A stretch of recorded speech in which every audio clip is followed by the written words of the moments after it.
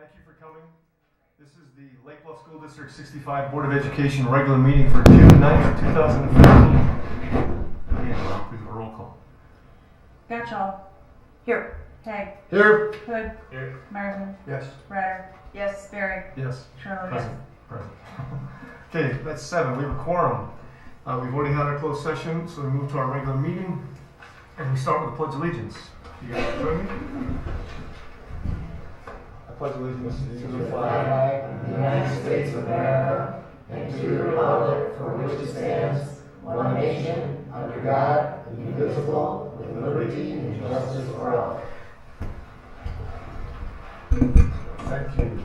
As we do every meeting, we open the podium up to anybody who would like to address the board and make a public comment. If you'd like to, please feel free. If not, we'll move right along and go on to item 5, the addition of a discussion item for board member or the public. If somebody would like to recommend something that we discuss either now or in the future. This isn't actually a discussion item, but I just want to let the board know that we received a nice thank you note from one of our teachers who retired for the party and a gift that the board gave to those teachers, and that was from Wendy Krieger. I'm going to let you know that. Very nice. We have under additional discussion items that will be addressed, just so everyone knows we're not forgetting, is we're working on an enrollment project to look at the trends in enrollment versus the trends in staffing. And that will be coming out hopefully soon, next week. All right, moving right along to item 6, our discussion item. We're going to start with PMA and our discussion of bonding for the Lake Bluff Middle School project. And they're going to answer any questions and share some more information with us. Tammy. Tammy has been with PMA for quite a while. She has a lot of knowledge in this area, and she's going to briefly cover the presentation so you can see the overall, and then she wants to kind of get a feel from you on what questions you have. So instead of spending a lot of time on each slide, she'll kind of give you the overview, and then you can get into questions. Okay. Thank you, Dr. Sophie. I know you all had the opportunity to meet Bob Lewis a couple weeks ago, and he talked a lot about numbers and how you might finance your projects. And I'm here tonight just to touch on a few subjects that Dr. Sophie mentioned, talk a little bit more about the role of PMA and the issuance of bonds, and talk about how you as a district would issue bonds in the market, or what we call the method of sale, and then talk a little bit at the end about process and timeline as you contemplate this important decision. So I'm just going to go through the PowerPoint, as Dr. Sophie said, and hit on a few different points here. There's been significant regulatory change in the municipal bond industry over the last several years. That's a really important takeaway for you tonight. And PMA's role is as a municipal advisor, or what's called a financial advisor.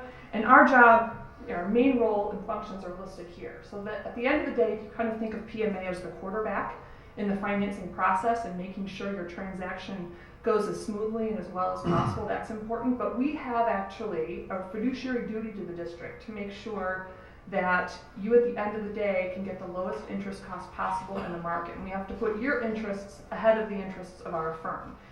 Yes? How do you get paid? We get paid when the bonds are sold. And go ahead. How? So when the bonds are sold, we generate the proceeds, and all costs of issuance come out of that. And so all the different parties, bond counsel, the rating agency, financial advisor, and underwriter, everyone gets paid through the bond sale. Okay? And the role of an underwriter is a separate role per the regulations now. It used to be that the roles of an advisor and the underwriter kind of commingled. But a few years ago, the Municipal Securities Rulemaking Board, or the MSRB, and the Securities and Exchange Commission, the SEC, said, no more. We need to make these roles separate because an underwriter, their main job is to purchase the bonds from the district and sell them to investors. And what the MSRB and the SEC said was, the underwriter represents not only you as the school district, but also the investor. While you as the school district want the lowest rate possible in the market, the investor wants a higher rate.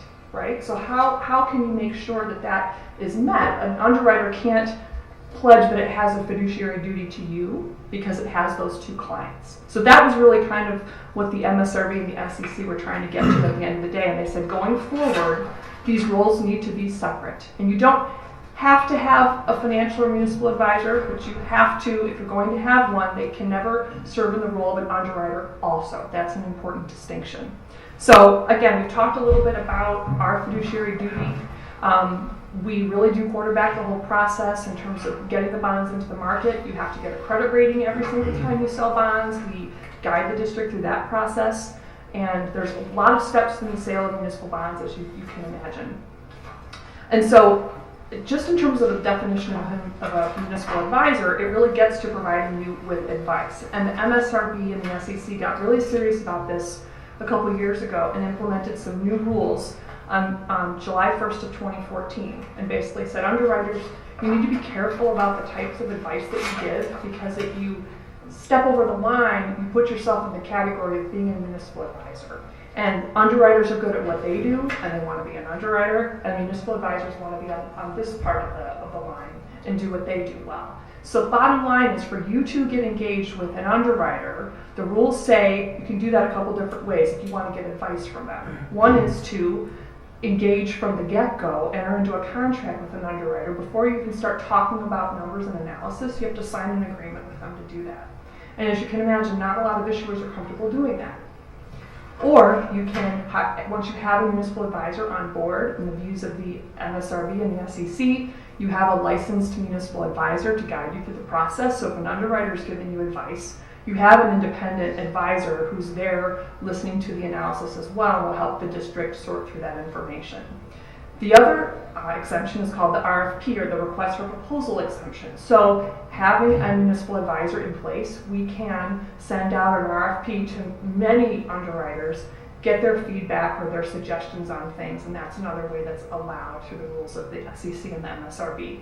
An underwriter could always give you general information about their firm, statistics about their firm, or keep very just general information about the market to you. They just have to be careful that they don't give you catered advice about your situation. So that being said, knowing that we serve as a municipal advisor, one of the most important things that we do is, when you're going to sell bonds, help the district determine what's the right method of sale. How do we access investors? And the two most common methods are a competitive sale and a negotiated sale. And the district's most recent history has been with a negotiated sale. With a competitive bond sale, the best way to think about it is the other things in the district that you bid for, whether it's milk or paper or the various things I know you send out bids for, it's the same thing with a municipal bond sale. And there are ways to reach all the different types of investors listed at the bottom of the slide, because there are many. But at the end of the day, there's a way through a electronic platform that we can solicit bids on the district's behalf, and different underwriters on a specific date and time send in bids for the district's bonds. And ultimately, the Board of Education awards the bonds to the firm that provides what we call the lowest true interest rate, with a TIC. And that's how you make your decisions, whatever firm gives you the lowest rate in the market. The other way, which you're more familiar with, is the negotiated bond sale. So you as a district make a decision up front before you go into the market to hire an underwriter. And as your financial advisor, we would say that you want to hire an underwriter that's going to meet the needs of the district's financing plan. So underwriters have different strengths in terms not only of the types of investors that they represent, but then that may translate into where the investors they work with might be most interested in buying the bonds that the district may offer. They have different strengths in terms of placing bonds on the yield curve. So there's different ways to do that. You could say, we like a particular underwriter, we want to go with this one, or PMA as our financial advisor, would you put together a request for proposal on our behalf and identify an underwriter that way.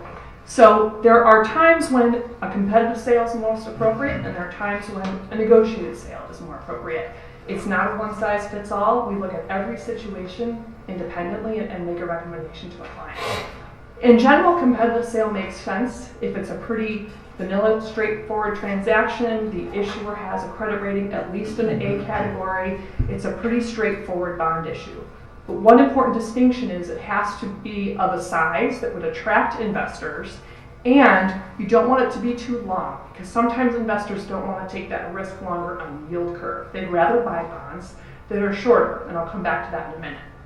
A negotiated sale is more appropriate when the issuer has a challenged credit rating or there's a story to tell, or maybe the bond issue itself is very complicated for the structure, things along that nature. Or if you, again, as the issuer, want to make a determination who gets the bonds. That's more important to you. That's when you might consider negotiated sale. So we've looked at the structure that Bob Lewis shared with you last month, looked at the market in general, and our recommendation is, even though you have fantastic credit rating of a AA2, we would recommend a negotiated sale. Really because the average life of the bond issue that we looked at with Bob a couple of weeks ago is about 12 years. And in general, you go the competitive sale route if a transaction has an average life of 9 years or less. So we think it would be important because the bonds would have a 20-year maturity schedule, but again, that average life would be about 12 years. We think a negotiated sale would be better for the district. And our recommendation would be that we go through the RFP process, and we, as the financial advisor, would put together that RFP, run it by the district, but send it out on your behalf, get the proposals back in, and then come back to the administration and the board with a recommendation as to which underwriter that you should select. Okay. You have a question, Phil? I'm sorry, go ahead. How many places does the RFP get distributed to? I would say we'd probably send it to between 7 and 12 firms. Right. Yeah. And how many responses do we expect? I would say there'll be significant interest in your transaction given your great credit rating and great story to tell. I would say we'd probably be somewhere between 5 and 10 responses. Yeah. And we would look, obviously fees are important, but that's not the only thing we look at because we want to hire the underwriter that's going to get you the lowest cost, overall cost, or that true interest cost of the market.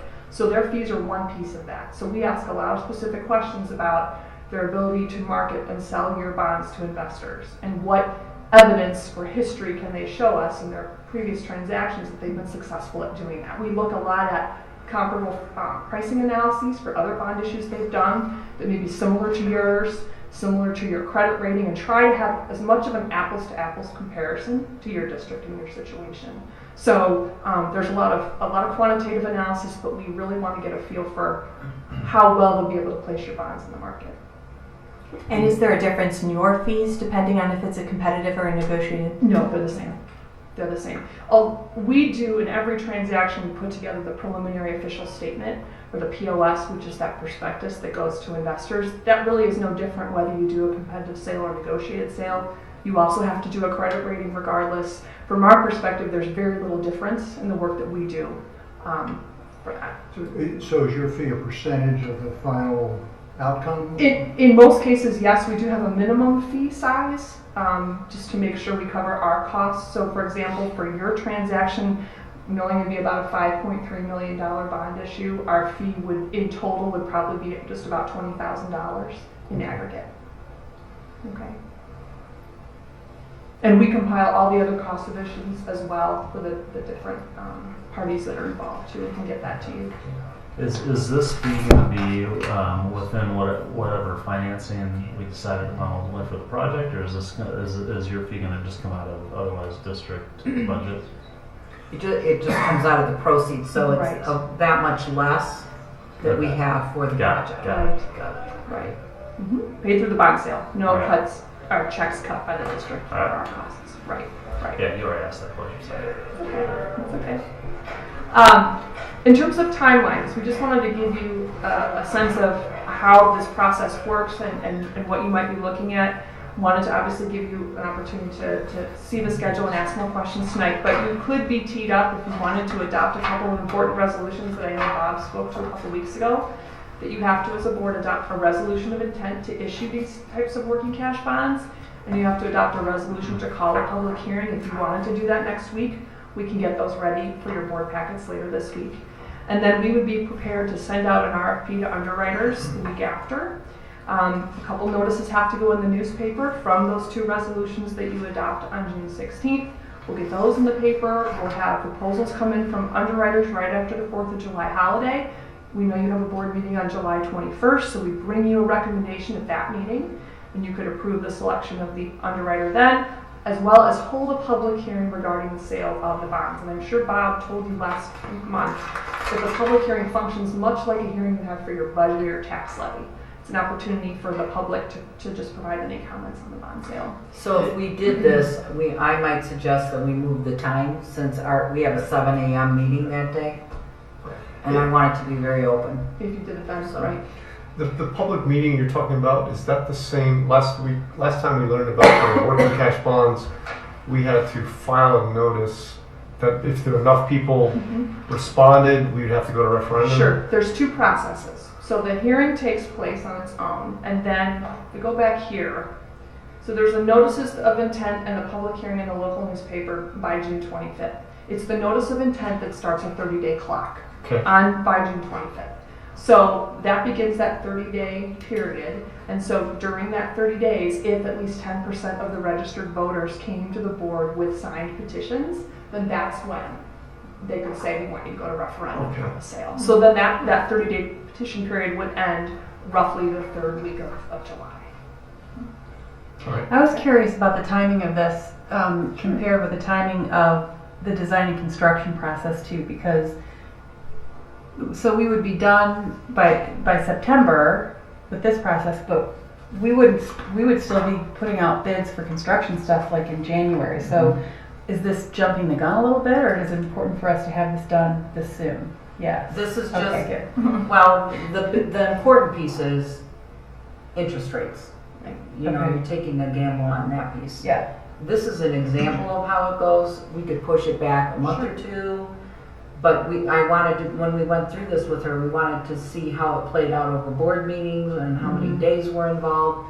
But I know that that's always a thing with bonds. Once you make a decision, Do it. because you're in essence playing the market. Right. Right. It's also important, when do our payments begin then, in that case? Let's assume we follow the schedule. Sure. So you would begin to impact the tax levy. Let's see. You're accessing your debt service extension base against your 2015 tax levy, which means you'd start making payments on December 1st of 2016 on these bonds. Yeah, it's also important to issue the resolution and get approved and make sure that you have the authority to issue the bonds or before you start on the project. So you wouldn't want to wait too far or too long, because if you end up having to do a referendum or you don't have the authority to issue the bonds, you wouldn't want to get started on anything else. Issue them the approval or the authority is good for 3 years from the date of the resolution. So the bondholders don't get paid until 2016, is that right? Beginning at the end of 2016? Correct. So we take the bonds out now, let's assume we get a pretty decent interest rate, Right. and we sit on those bonds for 12 months before we make a payment? And Before the bond- investors will get their first interest And payment. the That's correct. investors have made their investment, so they're not getting anything back for a year? Correct. At least a year. Right. Is this timetable based on pretty much as soon as possible to get it done, or does it have a little slack in it? Because I mean, it goes out for 15 weeks. Right. It was based upon your regular board meeting schedule and how quickly you could go. So Okay. that's what sort of laid out. And the idea is to capture bond rates at a lower rate by moving this fast. Well, I'll tell you that we're seeing more pressure in the municipal bond market right now. The last couple weeks since you saw Bob, rates at different points on the yield curve have gone up between 10 and 15 basis points, or 0.1 to 0.15%. And there's a couple different reasons for that. We're seeing more signs in the economy. If there's improvement, things in Europe looking a little bit better. And there may continue to be moderate volatility over the next couple months, of course, but we know from just hearing everyday conversation that there's more and more signs that it seems that the market's improving, and the Fed is going to do something at some point to raise short-term rates, and that's one of the variables that influences the municipal bond market. And the bond market's listening very closely to what the Fed is saying. So I think we know they're not going to raise short-term rates in June. I think anything after September is very, very possible. Different pundits are saying different things about when exactly that may be, but there's definitely, beyond 3 to 6 months, there's a lot more interest rate risk. For sure. Time probably works against us in this case. Waiting too long, correct. Is there any way to compress this timetable? If you're willing to have Extra special meetings, yes, you could conceivably be in the market, I would say, as early as probably early to mid-August, and have the transaction closed by the beginning of September. If we can get quorum, Right. we can add a meeting or two to get this done. I would suggest we look into that, Mark. What do you think? If it can save us, if it potentially can save us money, sure. The logistical challenges might be there, just getting a quorum, but yeah, why not? Really moving up your hearing, that July 21st board meeting, if you could move that up, that would have the biggest impact. Okay. I mean, there's no question that interest rates aren't going down. Yeah. So the sooner we act, probably the better off we're going to be.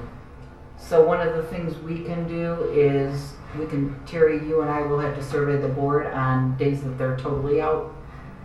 And then we'll get good days and we'll see what we can map out. Okay? So is it possible that there's room between June 16th and June 22nd that you could issue the RFP more quickly than those 6 days? Yeah. 6 days, for Sure. example? Mm-hmm. Because by then, well, early July, we could maybe approve the selection if we can get the bids back. Yeah, we'd like to give underwriters about 2 weeks to submit the proposals, but that timetable would work. We could certainly get it in by July 1st, the proposals in. Definitely. Yeah, and then move to a roughly July 7th approval. Sure. We'd have to add it. And that's 4th of July week, so though. And I'm gone that week, but that doesn't mean you can't have a meeting to approve that. I mean, we'll survey all of you, so be prepared to tell us when you're going to be out of town. I can tell Julie has a. Well, I'm just wondering, I mean, how thoroughly have we had the discussion about whether we're going to issue a bond or not? Whether this is we're sort of talking as though this has been ordained. And though I think it, from what I recall from the last meeting, seems like the most probable course, when do we actually make the decision to? As to the amount, I think and some amount is very, very likely. There's a little chicken and egg thing around it, but that will happen in item B on the agenda, I think, when we try to go from 3 options down to 1, whether it's an existing option or some compilation of options. I think then we talk about a specific number and we may have to go back and forth a little bit on When do that. we have to tell you the amount that we're going for? If you want to move with this schedule and adopt the 2 resolutions on June 16th, we would need to know by this Thursday morning to get you what you need for board packets. And I would suggest, if you're not sure, that we put in a not to exceed number that we're comfortable with, in case we have some market improvement.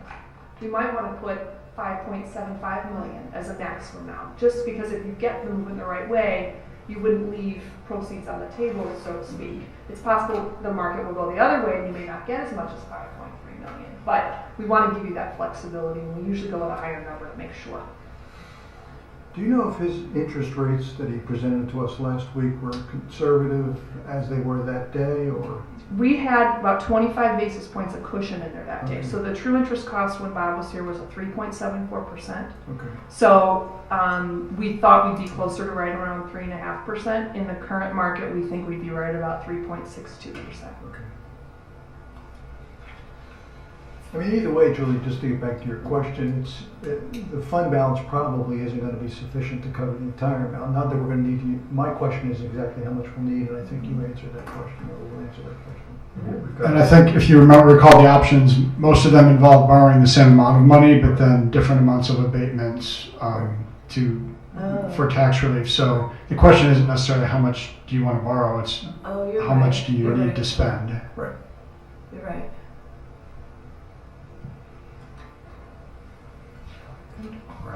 So it sounds to me like we need to get Craig up here and talk about the renovations. And then I'm assuming that, Tammy, I don't know what you're doing for the next hour, but you may want to. I'm interested. I'm interested. You may get answers over the course of the evening. I'll sit tight. All right, Okay. great. Thank you very much. Thank you. So that was a perfect segue.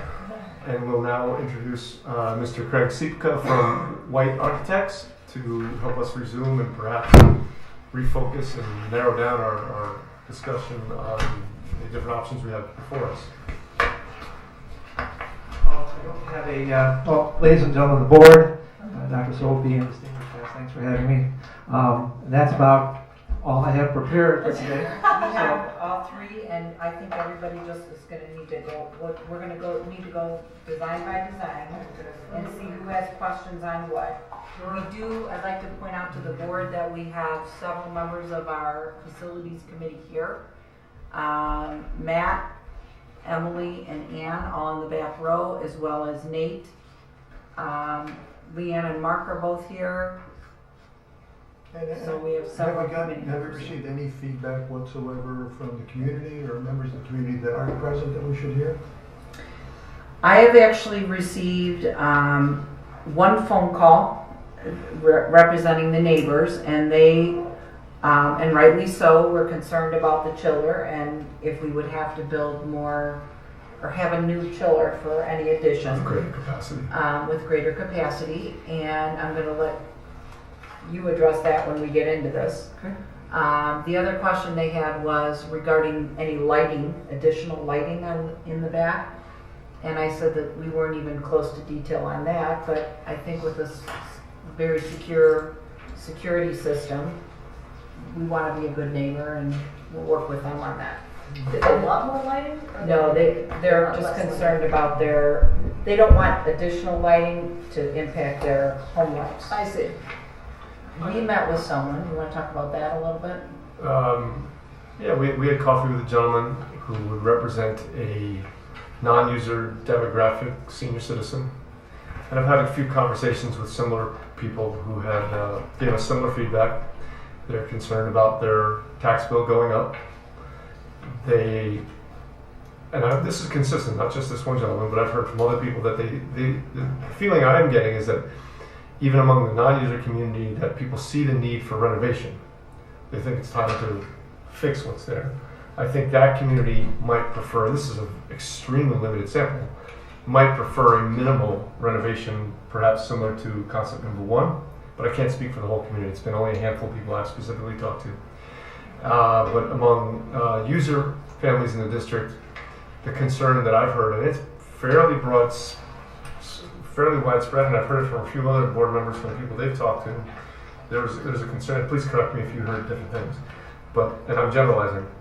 The concern is that if we do this, we need to do it right. So we don't come back in 10 or 20 years and have to be making changes. So let's if we get in there, let's get in there and do it right so we have something to be proud of. So there's slightly different perspectives, and I'd love to hear from anybody else. Yeah, well, I think what would be helpful for me and maybe the rest of the board as well is, as we went through this, at the last meeting, we were told that the bond issue would cost us would cost the average homeowner $112. In my notes, it says $112 for a $500,000 house. So what I'd like to know is, as we go through these options, what's the difference in the cost to the individual homeowner for each of the options? I know you can't answer that, but at some point we need that information, because it seems to me like if I extrapolate, we're talking about something between 112 and maybe 130. So we're talking about another $18 or $19 a month. And I think it's important as we go forward, if we're going to make these important decisions, to gauge whether it's worth $19 to the homeowner. And didn't Jay say that the cost of the financing, the bond issue, would be roughly the same for? Yeah, I think the difference was only in the first couple of years, and it was, I think, at the low end, 75 in the first year, and then it eventually got back up to the 112 In all three? in short order in all three, and then the other one was in between. Yeah. And my point is, though, the difference between the low number and the high number is Minimal? It's minimal even for a senior citizen like myself. I mean, I can afford $112 a month. If it goes 130, it's not going to break me either. A year. A year. I'm sorry, a year. So when we discuss these options, I think we need to keep that in mind, because we're not talking about a major impact to anyone. It's like a cup of coffee you have to forego each month to get the larger option if we decided to go in that direction. I just want to put that into sort of proportion. And kind of a similar argument, not so much from the taxpayer point of view, but from the board point of view, I would suggest that the difference between option 1 and option 2 is really roughly $500,000 to $600,000. And for the amount of additional benefits you get from option 2 for $500,000 to $600,000, in my mind, my personal opinion is we should be considering at minimum something like option 2. I don't know that option one is worth doing. If it's only that much difference. My personal opinion. That's generally my thought as well. If we're going to go through this amount of effort, which is substantial, and despite the enrollment numbers, we really do need to do something meaningful. And I think the difference between 1 and 2 in terms of cost is a cup of coffee. So I tend to believe as well that we're really talking about 2 or 3. Mm-hmm. The only other thing I would add that I hear a lot from at our committee meetings is no matter what we choose to do, we need to choose the, what do you call it, the paint and Light and bright. the light and bright. Everything needs to be painted and cleaned up. The outside needs to be And that is not included in option one. right. The complete overall light and bright and that kind of cleanup of everything. The locker rooms need to be done. It's just time to touch everything in some way. The other thing that's going to be important, especially when we bring it to the village of Lake Bluff, is that the outside looks like we have had 5 additions to it. And so trying to do something to tie that all to, what do you call it, the Franken building or Yeah, something? It just needs to be brought together so it looks nicer from the outside. And I hear a lot about those comments. So Gene, my question on that then is, if that were to be done through option 3, can you really do all that within the budget that you proposed here? So I understand the question, and there are things we could do. It's a matter of the degree. You know, there's a lot that can be done with the masonry. We do not have replacement of all your windows, you know, and all the roofs and everything. But there are things that we could do on the outside to tie the building together, to make it look a little bit more contextual and coherent. Cohesive. Thank you. I knew we'd get there. I'm here for you. And but you know, we have to explore those options with you. Because I mean, locker rooms just came up and they're not included in 3.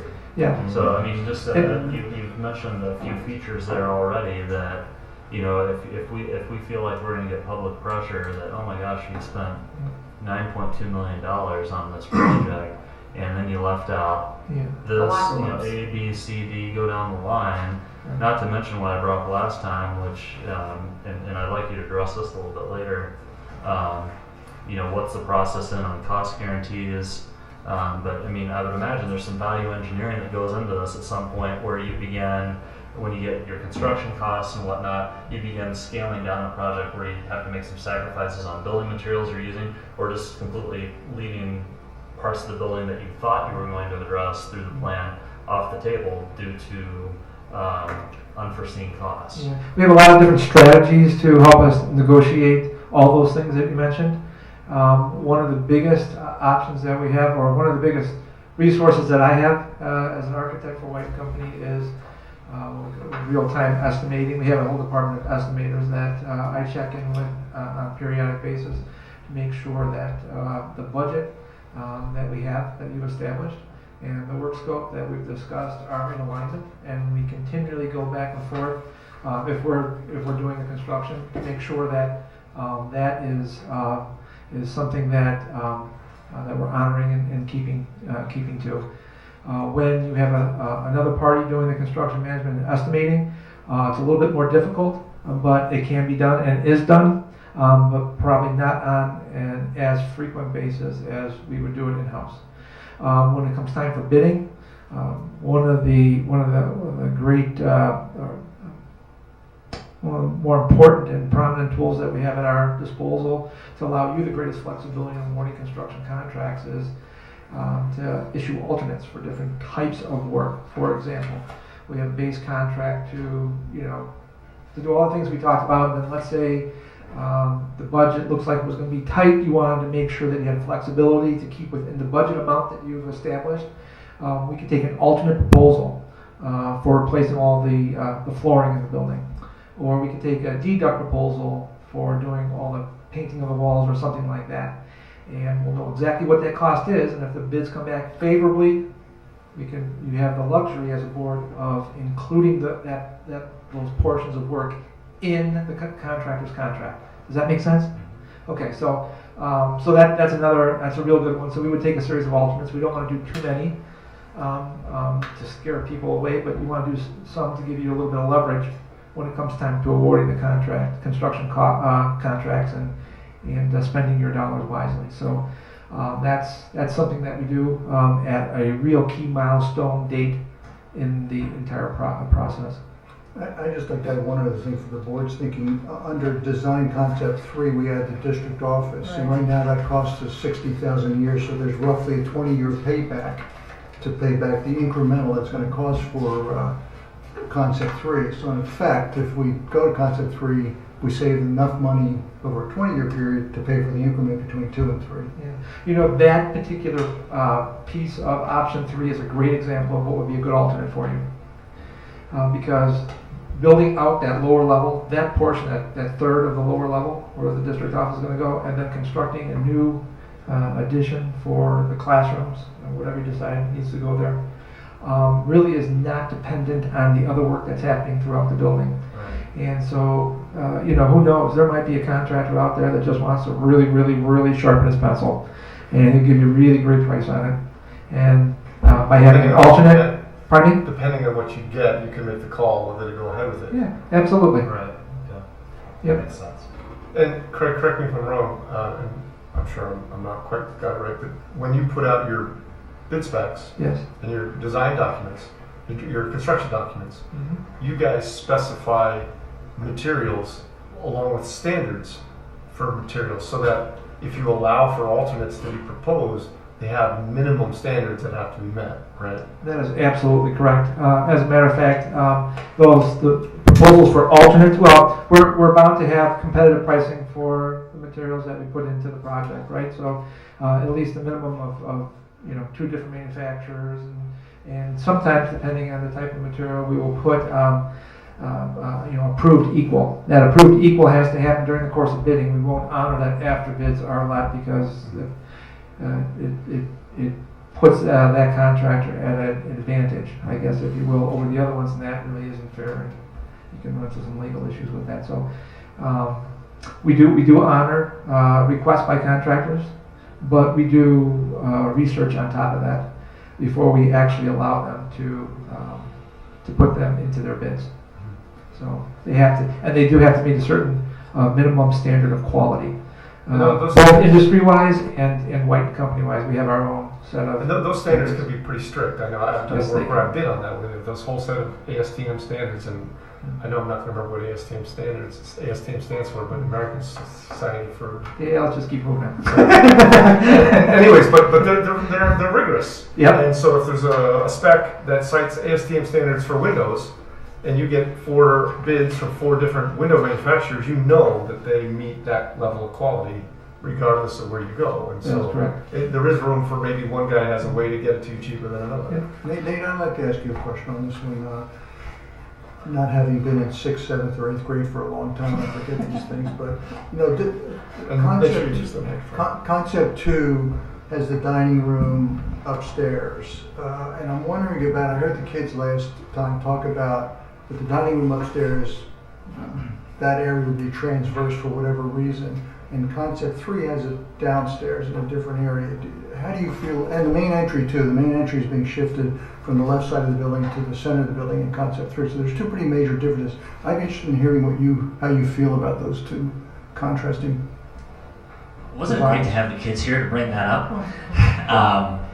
And I think it's a good point. In large part because in concept 2, you're talking about adding 2, if not 3, instructional spaces back to that end of the building. So you're actually increasing the traffic through that cafeteria area. You're adding, 3 more classes. Frankly, we only have 1 back there now, and so that definitely is something to consider. Now, at the same time, it's more difficult to imagine because I know we're really re-imaging that whole area, and I'm sure that, and I'm speaking for you here, but I would imagine that we could account for that if, in fact, that were the plan to go with. But it is something that would need to be addressed, in my opinion. We're going to have fine arts classes occurring at the same time as lunch periods. So you're going to have kids passing through that area while others are eating lunch to get to their classes. What about the main entry? What's your preference there? Yeah, that's again one of those kind of, wow, I'd love to see what that would look like and get a little better idea. Of course, these are conceptual drawings at this point, so there's still probably more to learn. But I think one of the challenges or one of the things that I've heard from people visiting the building is that it's not always clear to know what door to go to. Where's the front door? You know, you've got lots on two sides of the building. The front door is just a staircase and does not have, at this point, any kind of ADA compliant entrance, no ramps, no way for somebody who's got limited mobility to get in the front door, but also no clear way to get into the building if you are seeking an alternate entry. That could make it more clear to people where the front door is. It might also sort of showcase the newer renovation and allow people entering that building to get a clear look at kind of the heart of the building, so to speak. But I'm not sure if that answers your question, John, but definitely I share that concern about the traffic flow through the cafeteria area to get to a larger number of classrooms. So currently though, or in Design 1, do you have kids in band who have to go through the lunchroom? Yeah, and we do have kind of two routes. If they were to, they can go through the gym as well, and that's what we've directed kids to do during that particular period, to go through the gym. But we also have kids gathering for gym, so they're cutting through a classroom at that point. Yeah. That's an issue. Right. And if we increase, we'll have more students in that. This sort of kind of intensifying the issue by bringing up those rooms if the lunchroom stays there. Now you're also moving the warming kitchen from the space that it is in now to the wall of the gym. So kind of, do you want to point that way? So that's where the warming kitchen is. Right here right now. Yeah. And get located over here. So that whole end of the cafeteria is open where it isn't today. There's two sets of double doors today. It would effectively double the amount of kind of corridor space, but again, it's still cafeteria area, it's still eating area that they'd be walking through. Does it make sense to have that warming kitchen there with the dining area on the lower level? Does that work? This is the This dining. is concept 3. Actually, this is a ticket booth. I'm Sorry. concept Yeah, 2. that's the If we go to concept 2, Sorry. apologize. Concept 2 has it located right here, Okay. where it would have been a ticket booth. So that goes downstairs in concept 3 then? Yeah. Okay. Okay. Everything goes downstairs. Thank you. Yeah. Does proposal 3 of moving the main entrance, do you incorporate a ramp? Oh, absolutely. Yeah, And so that's included in the. there's some gymnastics to negotiate over there. There's grade changes, and there'll be stairs and ramps, and we have to kind of work around that access in the corner over there. In this corner right here, there's access to the lower level mechanical area. So there's a whole series of things, that exercises and designs that we'd have to go through to make that work. We're aware of them, and we're cognizant of that, and when we get again to that next level of refinement, that's something that we would work out. Question that came up to me today, two questions that came up today that I want to make sure we put out there, finance questions, or price questions. Your fees, are they included in these ranges? Yes, they are. As well as construction management fees? Yeah, we have an allotment for that as well. Okay. Phil, was there something else? So it sounds like the hard costs are going to be. The building. Yeah, on a 9.2, let's say option 3, that's allowing about 8 million in hard costs. Things are actually going to go into construction. Yeah, About. I guess that's safe to say. Yeah. Now Now we also included in the ranges a contingency as well, so that's all part of what we have to do. And I would assume some of that would be taken up or used for whatever hazardous materials we would encounter in the walls and so forth that are coming down, asbestos. And if we don't use it, then that goes back to our district. Right. There's also been conversation about storage space, and we've in option 3, for example, you found a little bit of storage space in the basement, but you still have exterior storage space requirements. And there's been conversation about dealing with that, since we can't get a ramp down to a big room in the basement, to address that with some type of exterior building. Talk about how that may or may not be in the numbers we have. So there is an allotment or an allowance for it in the numbers that we provided, for the budget ranges that we provided. It's a matter or a degree of how elaborate you want that to be. We haven't had those conversations yet, but if you want to have a working toilet and conditioned space and it's 2 levels and brick and that's not included in the budget. That's a whole separate building. How much is? Can you recall? Enough for really a kind of a prefabricated shed. Would that be attached? Right now, we're not contemplating it being attached, but close enough to the building that we could draw for power. And that would all be something that would have to go to planning. Yeah. All of, And actually, after today, we would have to start, Right. after the decision's made, I'm gonna have to call the So, village. Lake Bluff could say, man, not gonna cut it.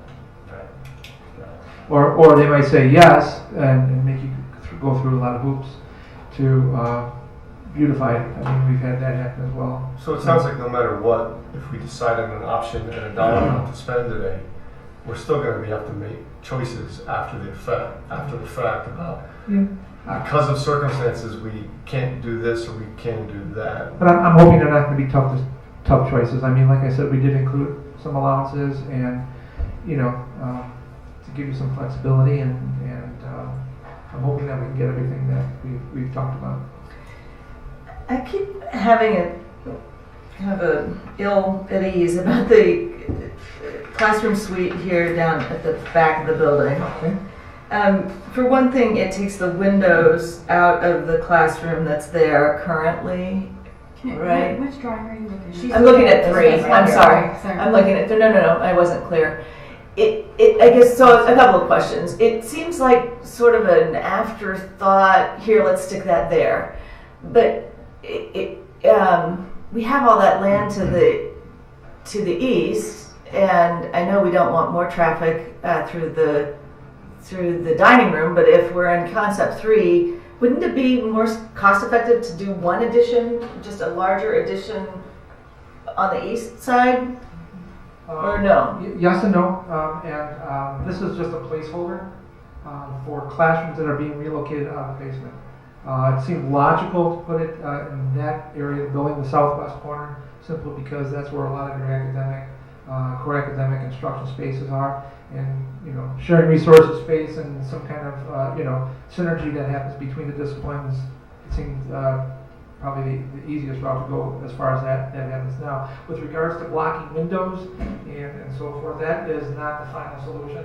We have to go through a whole series of exercises and as a company and as a personal architect, we cherish daylight and we'll do what we can to protect and make sure that it permeates all the instruction spaces as much as possible. So, whether it's that way or it's rotated 90 degrees or something. It's a work in progress. The steering committee talked about that quite a bit. And the whole idea of it's just there so that we remember to talk about it, but the final drawings are a long ways away.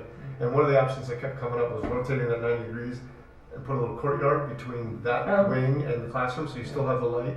So it's, I see. Okay, so and I guess inherent in that question is, am I mistaken in my belief that it would be more cost effective to do one addition, a larger addition to the east than 2 separate additions? Are you talking, Susan, like beyond the drama choir? Yeah. As And a- not going back, because I know we don't want to get closer to the neighbors, but going east from the drama choir, making it a larger addition there. I'm not going to draw, have drawings here, but it's been sort of been puzzling me as to why we think it's cost effective to have 2 additions rather than one larger one. And really, actually, that's a great point. And as a general rule of thumb, you are correct. One big one would be easier to do than one smaller one. the question comes down, is it the right location? Is it the right solution for the kinds of spaces that are in there and how they serve the students? You know, maybe I can respond a little bit to that. Just recalling our conversation at the committee level, one of the key components to both of these, all three concepts, is to get the special education classrooms out of the loft of the library. Yeah. And to locate them more central to the academic classes where those teachers are really providing the support. Something in that general area is certainly going to make that easier to accomplish than putting classrooms on the opposite side of the building and maybe pairing them with the drama, chorus, art rooms that aren't necessarily serviced by special education teachers in the same way that the academic classes are.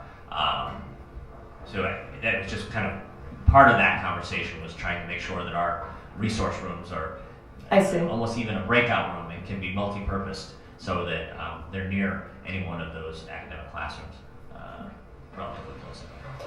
And this is the level of, so essentially what we're approving is roughly how much we are comfortable spending, right? And in general, Yeah. you know, the concept we're looking for. Because if we decide, let's say for example, we decide here tonight that we're going to move forward with option 3, and that price range, we can, within that confines, we can tweak it a ton, I would imagine. Yes, absolutely. I was wondering if any of our steering committee buddies would like to comment on things that we're saying or left out, or thoughts that you have, or things we talked about in steering committee that you haven't heard us mention, or The other part of moving... microphone, otherwise you're going to get in trouble. You'd yell at me.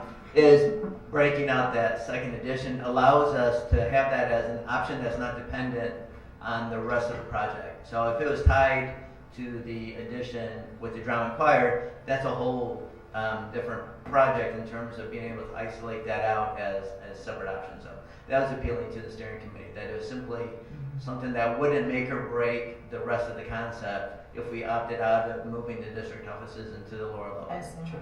So that became, to us, very appealing as just, this could be done at the same time, 10 years from now. That was the nice way of adding that on. Yeah, and I would say that for all of us, we're more worried about scope than final form at this point. So I think we're looking for what is the final scope approved, and from that, what shapes. You know, that's the exciting part that, you know, happens after this. And I think your point is taken that, you know, just lost my train of thought. When we started the conversation, you were okay, I'll come back. You know, keying off that comment, let's ask this. Do we want the district office there? Do we think in the basement of the middle school, by the dining room and the prep and the mechanics, is a good place for the district office? I mean, I'm all in favor of moving it from where it is, but this doesn't strike me as a particularly appealing option. Well, it's currently in what, world language section? Is that what it would be, right? Yeah, in a totally remodeled Yeah. part. You know, I've seen what White has been able to do, and I think getting it back into or close to one of the schools could definitely make this work. There's even a door on the outside of the middle school that's a natural for a district office door for parents to come in. I guess I'm less worried about being on the garden level. We're using that for the basement because I know that the work that they can do, and we don't share often about some of the issues we have in our current building, but there are a lot. And I think being on the garden level would be a huge improvement. Okay, well that part's good to hear. I mean, I'll say I'm partial to option 2 for a couple of reasons. First of all, because it is, I think, more modest in scope, more appropriate for this point in time than this. I like the entry where it is. I like the idea of having all the fine arts over in one area as opposed to the art section across the way. So that's part of the reason that I sort of go to this, which of course doesn't anticipate the district office being there. So is your feeling based on concept or based on cost? Both. Because They are cost-wise, they're almost equated if you take into consideration the fact that we're going to save $60,000 a year over 20 years. That's 1.2 million, which is about the low end of the difference between the two. So cost-wise, Well, but that presupposes that our only option for the district office is where we are currently. In. right, but it could be more expensive too. Could be. Could I mean, also it could be less or it could be more. We don't really know. But this option as it sits, I mean, from a financial perspective, and you only get a chance to do this one time. I know I built a couple houses and you quibble over whether you're going to get granite tabletops or Corian or whatever, and if you advertise that over 20 years, it costs you $3 a year. But most people don't typically think of it that way. And I'm thinking about this, over a 20-year period and the amortization of the cost of the taxpayer, it's really fairly minimal. So I mean, the price is always important. I'm a pretty conservative guy from a fiscal perspective, but I don't think the difference between 2 and 3 is that large to each individual taxpayer. As long as you remember that $60,000 piece, I think is how you Yeah. understand that. Now, we have another comment from Emily Payne. Thank you. Within the committee, I think equal to the drawings, which there are many wonderful details, and it's easy to kind of imagine ourselves in that space. But within considering the drawings, I think the lists of challenges and opportunities were important points that the committee considered as well, and I'd like those focused on as well, because I think the committee tried to work through looking at those drawings and comparing those to what the communities and the board's priorities were, and looking at how those challenges and opportunities were either met or missed within the drawings. And can I just say, so for option 3 for us, the biggest opportunity was getting all classrooms out of that garden level and getting them onto what our fear was is if we had still 4 classrooms in the garden level, that the community would think, well, we did all this and we still have kids in that lower level, no matter how wonderful it is. So that the district's office gave us an opportunity to move all that up and at least get that objective rectified. Yes, we'd rather put you down there, Gene. And I'm okay with that. It's all for, she always said she puts the children first. I think one thing that we talked about in those meetings is also that when you look at our building, and you mentioned the different elevations and the numerous different remodelings that have been done. I think I come away with that feeling that if the finances aren't that different, maybe we do kind of do the bigger project, because we want to leave it in a state that when they look at doing some renovation in 20 years, they're not behind the 8 ball again. Like, we've handled some of those problems. We've got the building in a pretty good place. We've handled a lot of the space and brought it up to sort of the same level, as opposed to doing, okay, we're going to do this little part, and then in 10 years we'll have to come back and do this little part, and you just always have something that doesn't quite fit together. If that makes sense. I don't know. I guess I don't look at the drawings and get the sense that 3 is materially different than 2. Well, it is if you think about the dining. I'm all about eating, And if I got somebody walking through my dining room while I'm trying to eat lunch, and it's the only break I've got, that really bugs me. And I heard one of the kids say that last week, in fact. And so I like the idea. I prefer option 3 for a couple of reasons. One is I like the idea of the dining room being placed downstairs. It's kind of offset, gives the kids a respite from the daily routine of going to class. And number 2, I like where the main entry is. And number 3, I like the district office from a financial perspective. It almost pays back. So and again, you only get to do this once. I don't like to think about if it's going to. I like to think in terms of what it's going to cost me monthly or even annually. Mm-hmm. If it's not going to be a large difference, I'm going to make the best choice I can. If it's granite over Corian, that's what it's going to be, and that's the position I sell. So I guess if I were sold on this design, I'd hear that more.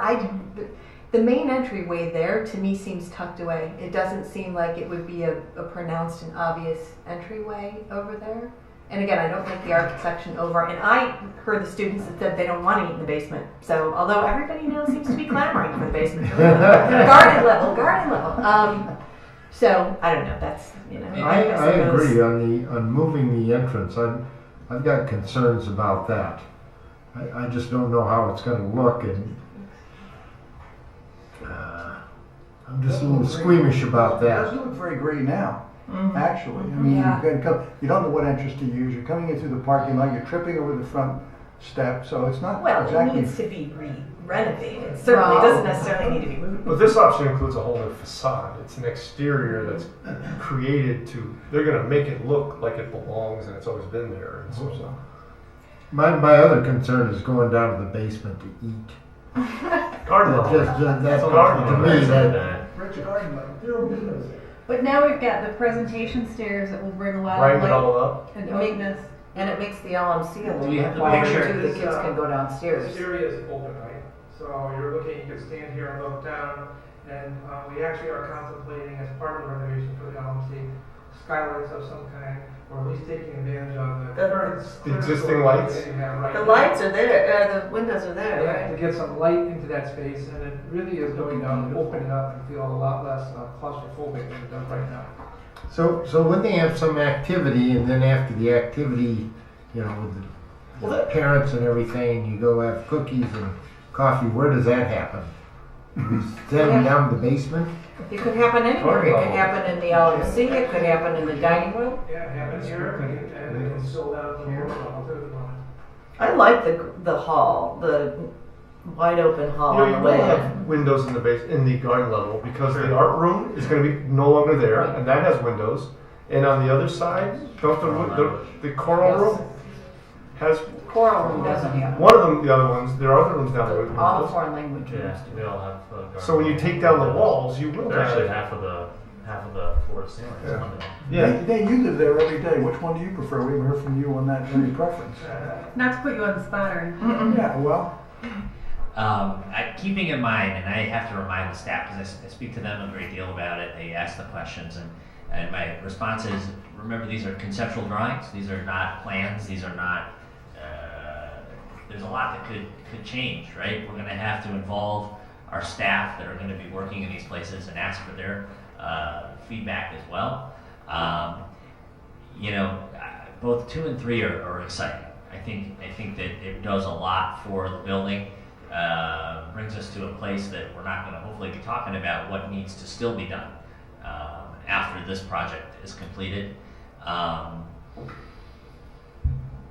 2 or 3. The idea of to be honest with you, number 3 accomplishes more of what the groups of people that we've solicited information from. It accomplishes more of what we wanted, what that group identified, both from a board perspective, at least in that exercise that Greg did, and also from a facilities perspective.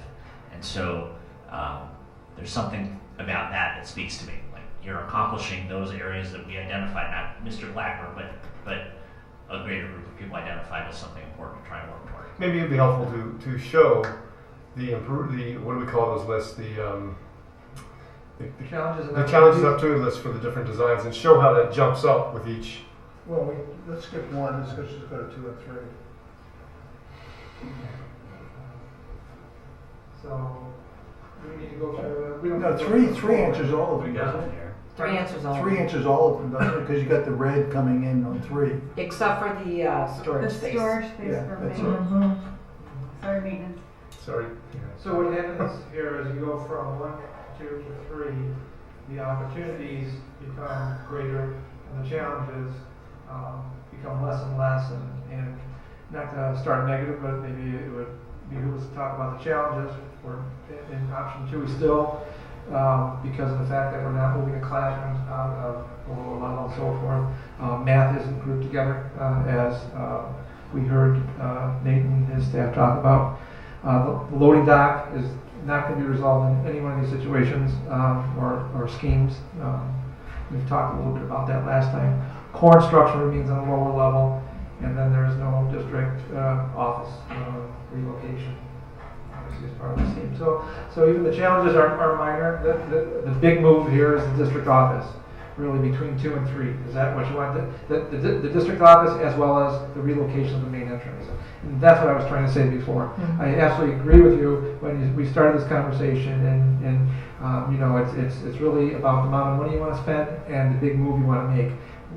Nate and I are going to spend the whole summer together, don't tell friends, working out the details with him and his staff to figure it out. And then we'll come back to you with recommendations about how each one of these spaces within the big move fits. Can you skip to concept 3? Let's just see what the challenges are in concept 3 remaining.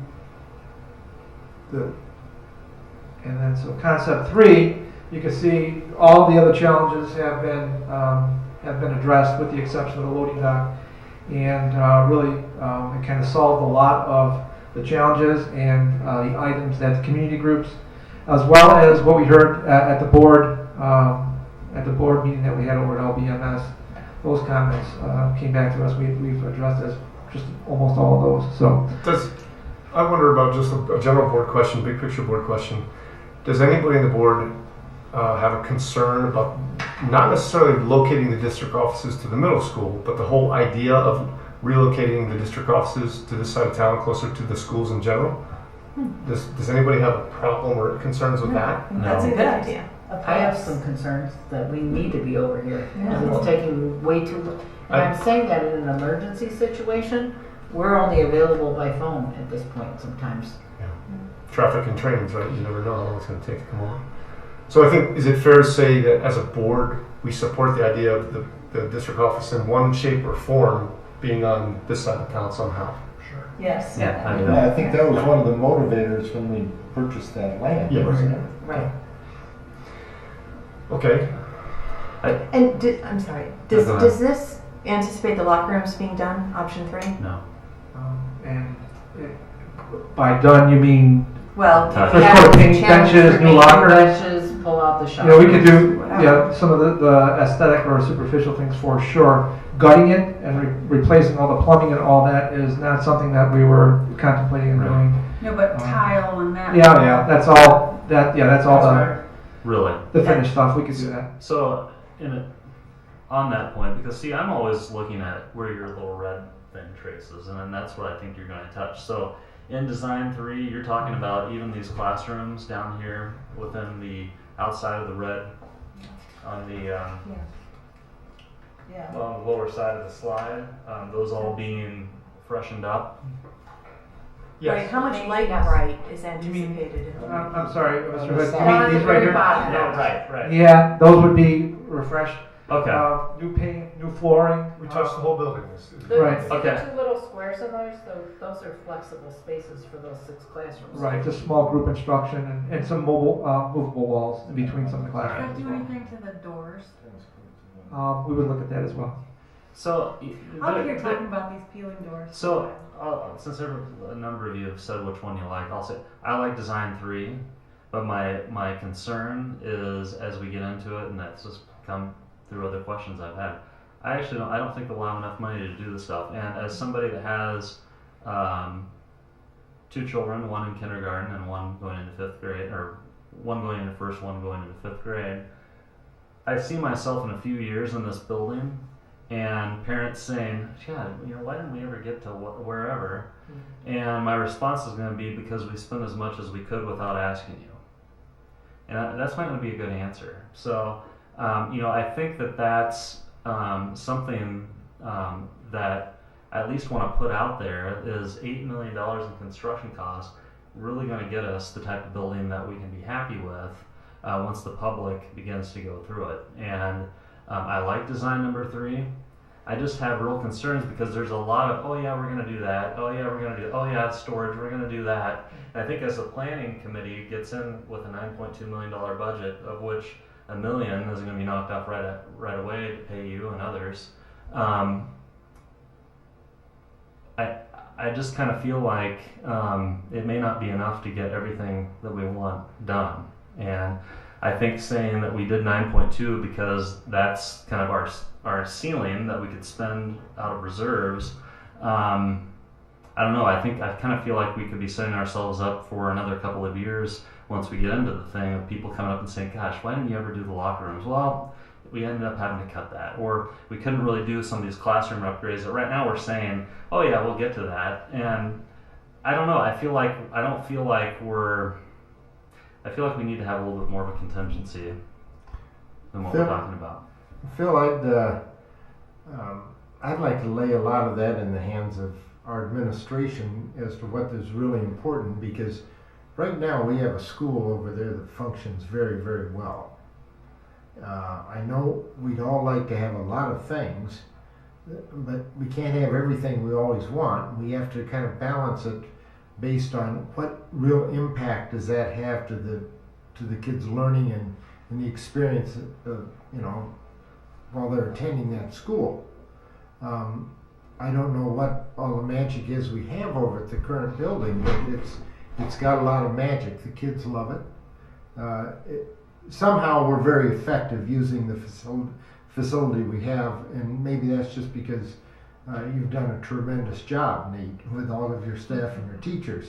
But I'd just like to kind of keep that in perspective, that I don't care what kind of castle we build, the guts of the school is the people and who are running it.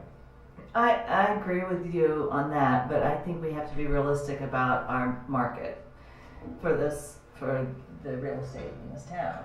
And I think there's got to be, although maybe Nate does a great job on the tours, there's got to be people who are put off moving to this town looking at this building. No matter how much Nate convinces them that there's magic in the water. But And he does a great job of that. I know he does. So I just, when I look at that building or I look at the slideshow we saw last time, I think, whoa, if I was looking at that from an outside perspective, I would not be impressed with the way it looks. But I want to, spend as much as I have to spend to move to this town. So Phil's point and you guys' point begs a question, another one of these bigger picture questions. I think what Phil is saying is, should we be thinking bigger and put the question to voters in terms of a referendum? Should we be having that conversation? Or should we limit ourselves to a working cash bond funding scenario where we don't have to go to referendum? And maybe we need to talk about that big picture prior. My personal opinion from my conversations with the other administrators and boards in the community who I meet with very regularly with is the community is going to have a hard time supporting another referendum. They've just been through one at the Park District, they had a failed one at the Park District. But that's my opinion. Curious what other people think. If we should have that conversation or should we stick with the working cash? I think the referendum is a real uphill battle. I think that my perspective is if we are going to referendum, it ought to be to build a new school. Phil, I heard what you're saying, but I'm a little confused. Can you tell me more specifically what it is that's missing from this plan that you think we should consider, aside from the fact that you're concerned about the amount of money? Because that, hopefully, we can somehow lock in. There's nothing in here other than the outside storage, which we say there's a number associated. There's nothing in here that I think this is very pragmatic. I still think with our best pragmatism, I think we're going to find as we go through construction that there's going to be things and people are going to come in and say, well, gosh, we did all this and you didn't do, But what these things. can we anticipate as part of our job and part of the community's job to anticipate those things before they actually happen? So let's think about what those might be so we can address them as opposed to just saying they might happen. That's not good enough. Is your concern about cost overruns or like specific things we've left out? So if we do 9.2, right, which is up, that's our ceiling, and we get into it and we find that that's not, then we're going to be in a referendum situation anyway if we want to. I don't think so. We could go. Well, let's talk a little bit about the commitment. I think Craig we could spend down the. Can we talk about Let's the do some commitment? clean thought. I think if we had to, I'm sorry. I think if we had to, we could spend more of the reserve if we had to. Yeah. Nobody wants to. I don't think We're we're also automatically relying in on the a referendum. professional I'd like to hear a little group bit to more about. have made plans for the asbestos and the elevation and some of those things that can come up in a reasonable way. But I'd like to hear a little bit more about your commitment to the number and how that works, if there are cost overruns, and if those occur, what choices do we, I've been through building homes, I know how it works in that case, you've been through a building over at the campus. But if we commit to, let's say, 9.2, and we have some issues, as Phil's pointed out, which happen in every building situation, how do we deal with those, and what's your commitment to the 9.2, and what do we incur? So, it's a really loaded question because there's a lot that goes into that, Right. and it's a good question.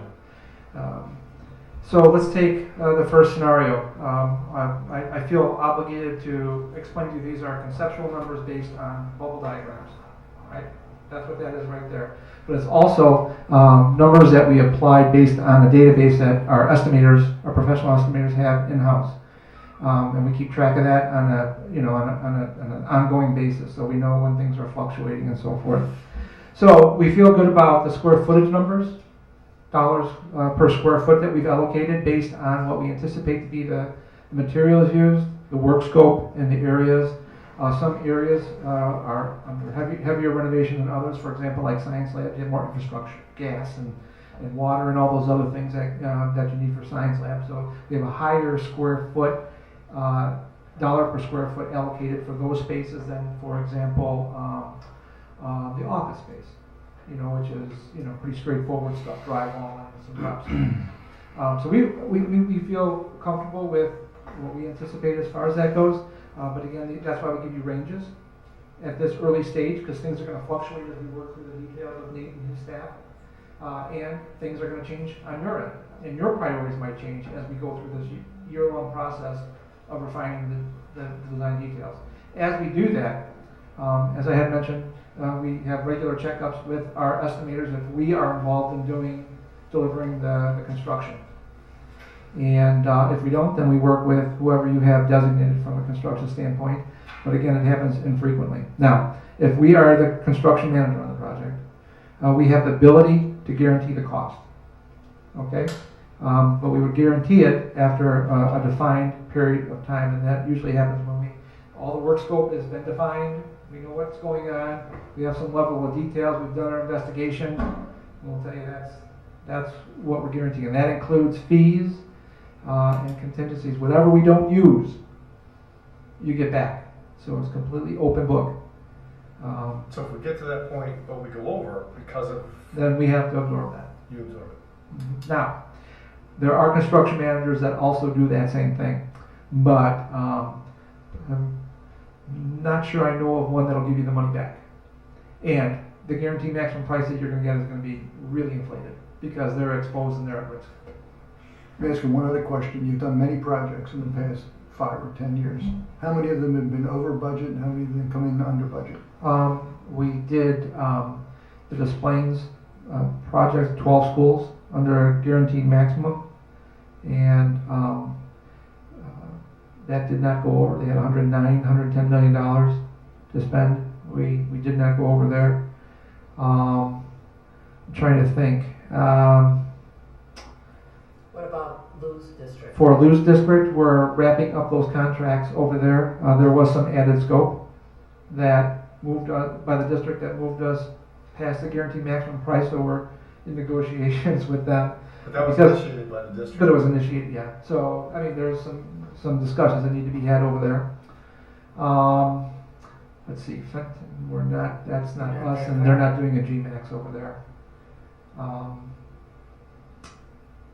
That's my exposure to GMAX. No, we're not doing the construction there.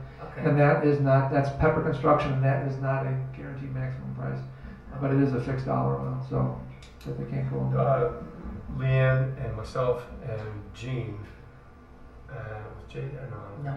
We had a meeting with Craig and a couple other people from White last week, 2 weeks ago, last week, about their construction management services, about what we want to do. So that's something we'll be reporting to the board probably next time, maybe on that. I'm not sure exactly. Or August. We're learning more about that.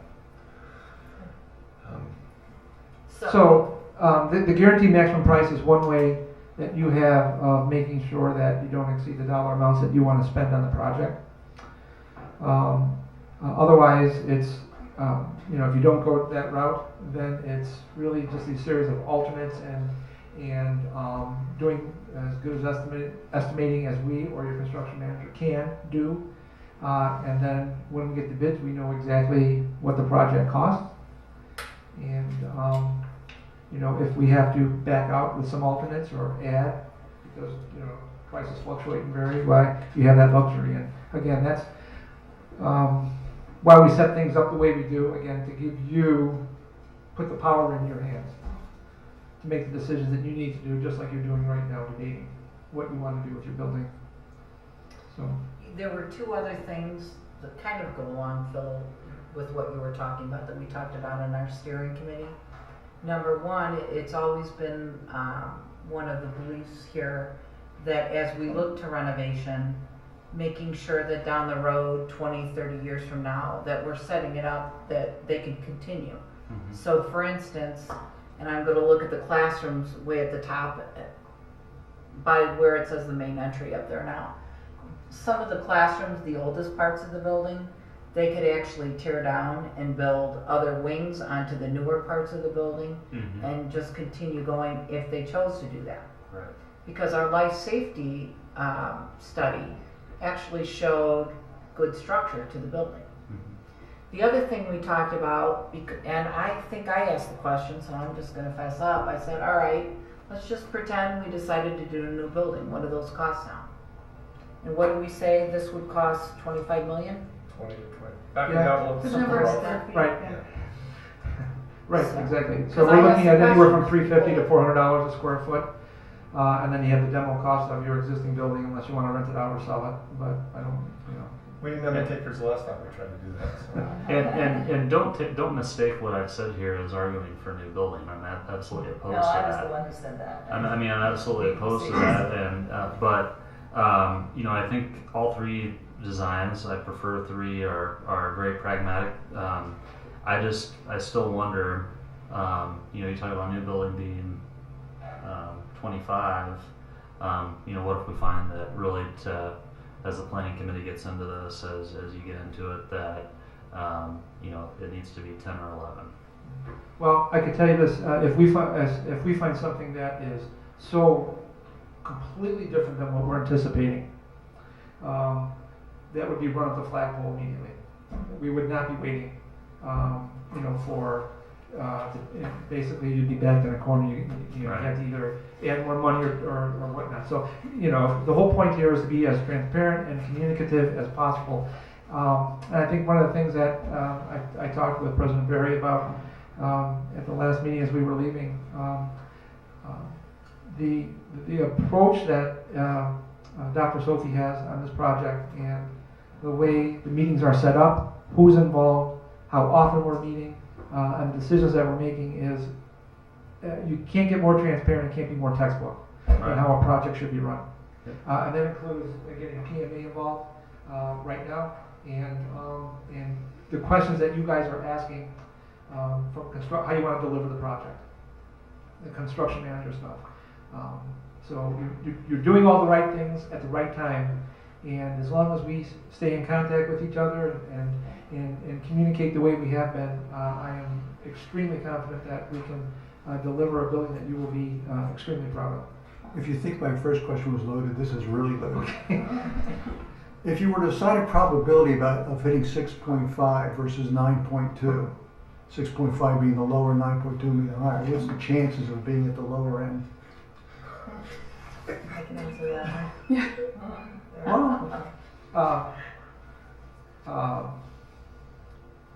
We give ranges for reasons. It's a tough question, but I'll tell you what. One of my jobs going through the project, and I'm sorry for not giving you a straight answer, but one of my jobs as your project manager and designer is to negotiate and build consensus for projects. I mean, that's one of my key roles here. And I can assure you, as we go through this thing, we start involving more people and staff members, that the work scope is going to grow and grow. And we got to bring it back down. We got to massage it. We got to make sure that we keep in the budget and the parameters that you as a board have established. Okay, let me ask it another way, since you're not answering it. Isn't the Is it a lower fifth- is number there a fifth- without the light and bright?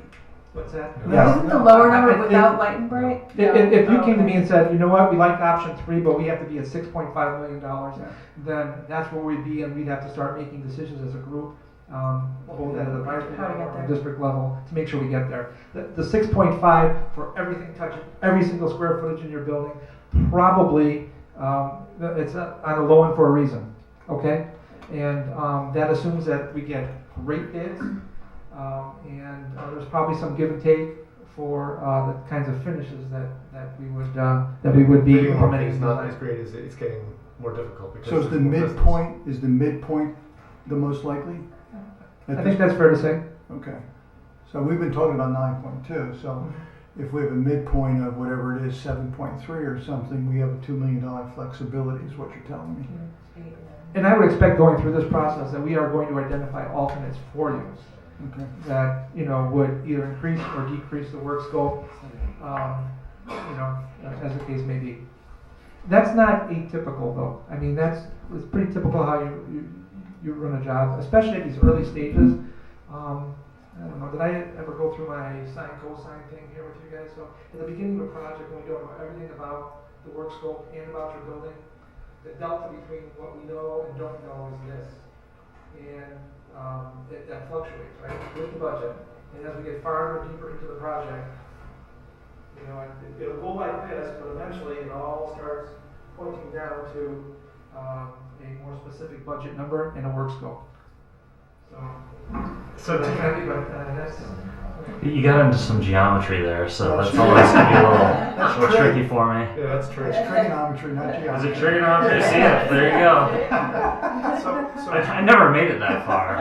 So Gene, just to kind of, let's see if we can bring this something toward a close. We're ready. Next meeting, is that next week? Yes. Yes.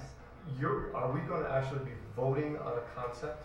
You actually approved the contract that I emailed you guys, so And will you that can see what it include a looked like. budget number and concept in it, or how I does that can't work? remember what was included in there. In fact, you have copies of it that you're It was seeing. not included, but It's not in the budget. Yeah, the So- proposals on the fee, probably what you're probably most interested in, is really a fee schedule, right. which means our fee changes depending on Of course. the amount of money that you spend on construction, because it's based on a construction cost. So what I'm asking is, how do we give Craig the direction he needs, either tonight or next week, on the design concept to pursue? I think we just tell you which one, and they have to vote on the The bond amount? the It looks like well, a- this approval. It's called the Lake Bluff Middle School Additions and Alterations Proposal. And I emailed it to all of you. You have it sitting. They have to approve But this, what, right? in there, does that give the marching orders as to not, we're approving this much money to spend on this project and it can't exceed, or? No. It approves our services for whatever concept you ultimately decide on. Yeah. You might come back at the next meeting, and hopefully it's the next meeting that you make a decision, but and say, concept one is where we want to go. So if it's, $5 million, I would say that because you've approved our contract for $5 million, it's 7.5%. either 7.5% or 7.75%. Okay. If you come back and say we want to do, $9.2 million, we want to do concept 3, and it comes in at $9.2 million or $9 million, you're looking at So it is 7%. Okay. So it changes depending on what you pick. So we can give you conceptual direction without a formal vote tonight, Yes, if we're there. if you're there, and then we can bring Tammy back up and talk about how we're She's going to like, finance it. I mean, it sounds like in order for us to adopt a resolution of intent to issue bonds on June 16th, we have Right. to sort of know tonight either the amount or a not more than. Tammy needs to know that so she can prepare our paperwork. Although it sounds like we're focused on option 2 or 3. I haven't heard any support for option 1. And whoever pointed it out before, the bond is the same. It's the abatements that Right. were changed. So this should be an easy process. I don't know that there's much more to discuss on a bond issue. Other than when you want to have that public hearing earlier. Other than if you want to have the public hearing earlier than July 21st, we need to establish what that date is. Doesn't have to be right Okay. now, but we need to know that probably in the next 24 hours. Terry and I will get on that, and so just everybody needs to know they need to email us back with your schedules. Okay. We'll do that first thing tomorrow. So are we at a point where we can give guidance to Craig and in turn to PMA on where we're headed? Can we safely say we are not interested in concept 1? Yes. Yes. Rich? Yes. Okay. Can we,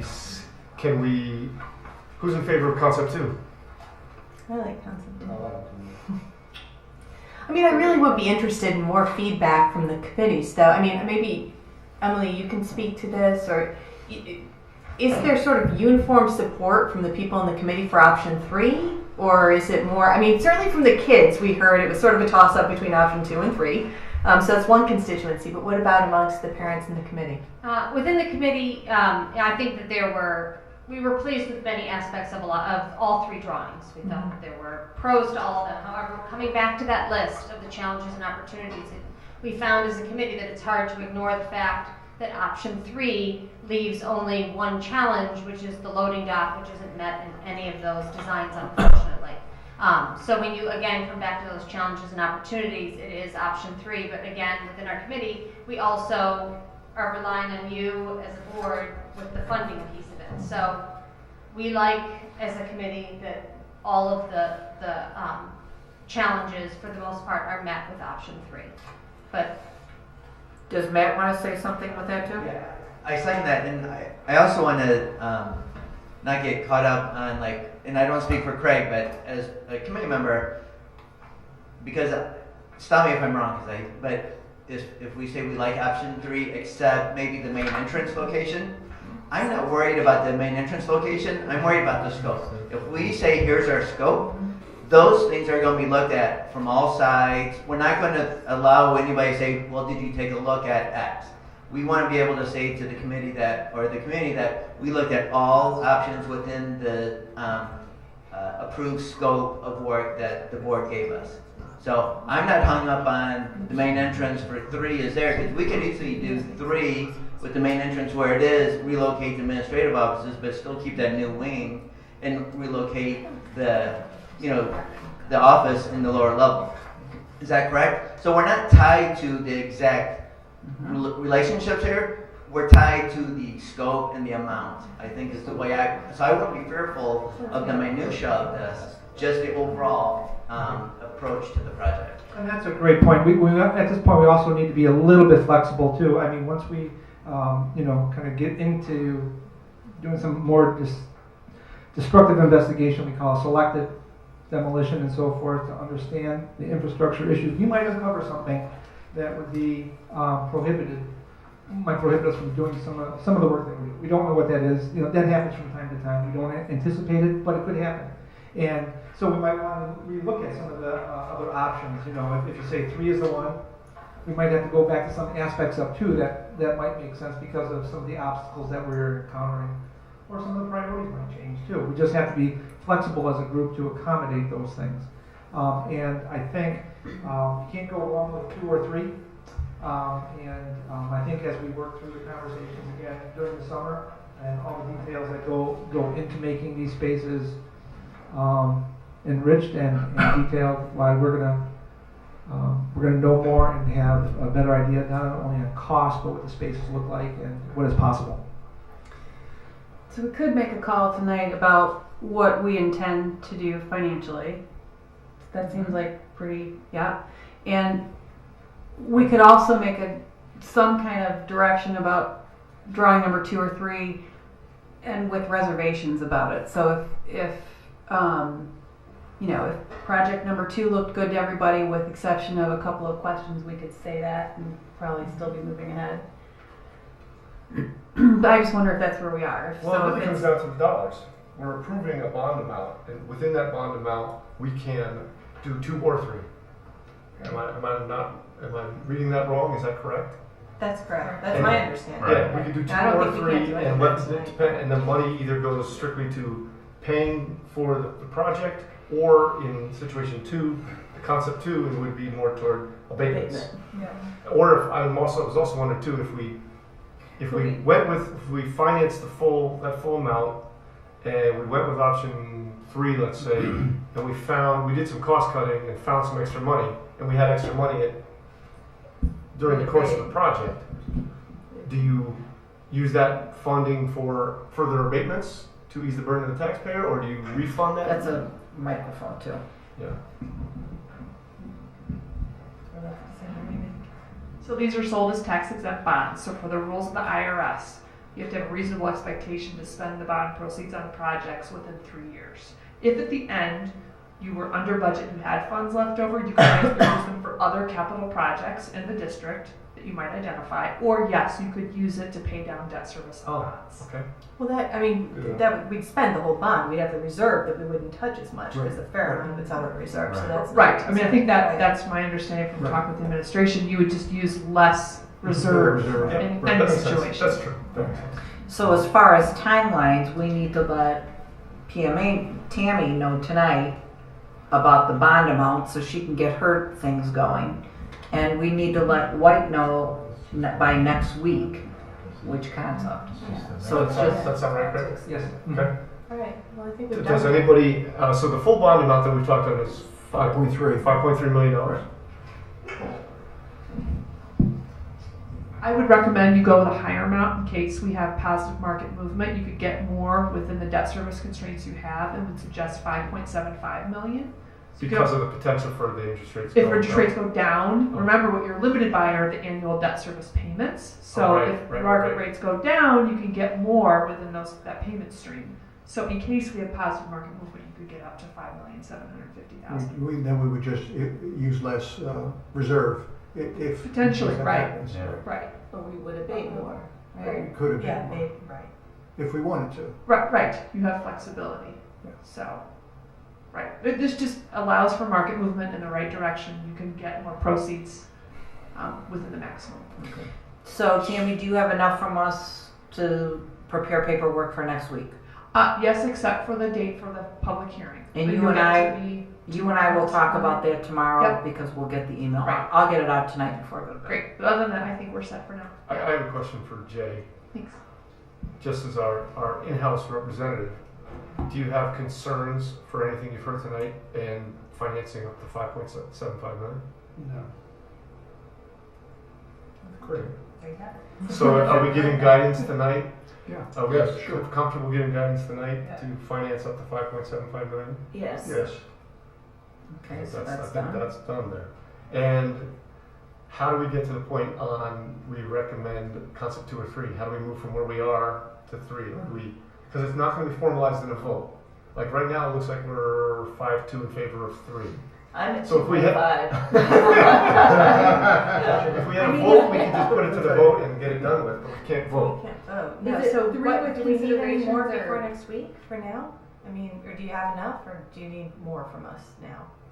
He just Because needs to know week by we next vote, week. right? No, we're not going to vote on No, next week. You're just Vote. gonna do the approval of the, dollar amount in his contract, really. he needs to have a dollar amount And That's but that dollar amount is based on this. right. Oh, it is. So we do need to. Right. So we will be. Okay. So then, what do we need to do between now and next week to get Decide on 2 or figure 3. it out? You know, I think, I mean, we're sitting here as a board, we're never in the school. I mean, I really think Nate should give us a really. Put you on the spot. Well, it's not on But the he spot. said, and the committee, Emily said Three. that number 3 ticks off the Well, I mean, I boxes. think we should rely on that. Who am I to say whether it's two? I'm not gonna even be in the school half, I go over there to visit and hand out diplomas once a year. So, I mean, these guys are here every single day. They use the classrooms. They should make the, major choice, I think. Or at least recommendation, let's put it that way. Yeah, and we've heard not inappropriately what the preference is, and certainly they would have a great deal of say in how that money is spent, what's the top priority and things like that. I do think it's the board function. We hold the purse strings. We have to decide if we want to go for the gusto, which naturally the people who use the school are going to like, or have a more modest approach. Now, I just want to be clear again.